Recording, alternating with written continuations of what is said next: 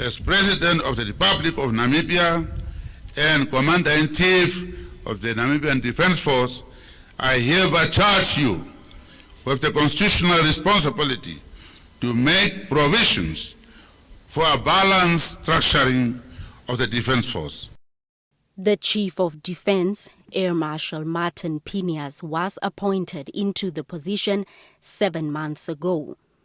He took over from Lieutenant General John Mutwa, who retired on health grounds in March this year. With the appointment of Phineas, President Geingob wants increased accountability of state resources and the transformation of the NDF to be inclusive. You must perfect efficiency and effectiveness by learning how to do more with less.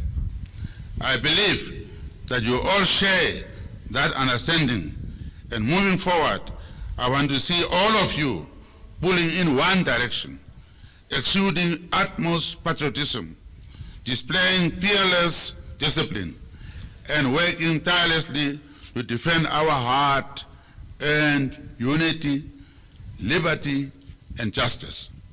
The Chief of Defense has outlined 6 priority areas to modernize the country's military. These include the creation of a defense industry, addressing the strained relationship between the soldiers and the civilians, as well as skills transfer. Thus, our defense force, like all other sectors and professions in our country, is faced with the challenge of spontaneous generational transformation. It is projected that in about 5 years, most of the combatants of the liberation struggle would have retired from the Namibian Defense Force.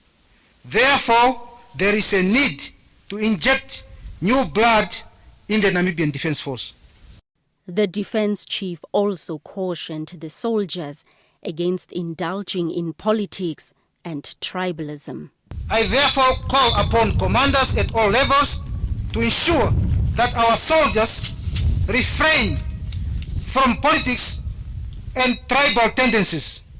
I will not tolerate, and I repeat, I will not tolerate a uniformed member indulging in politics, as this undermines the loyalty to the service of our country, which we both pronounced through the oath of allegiance when we joined the Namibian Defense Force, which means our constitution and country comes first, then us. The Force Capability and Threat Assessment commissioned has revealed that the NDF is inadequately equipped. This is despite the Ministry of Defense receiving the 3rd largest chunk from the national budget. 80% of this goes to personnel expenditure. Air Marshal Phineas appealed to the government for support as he plans to have a strategically predictable but operationally agile force.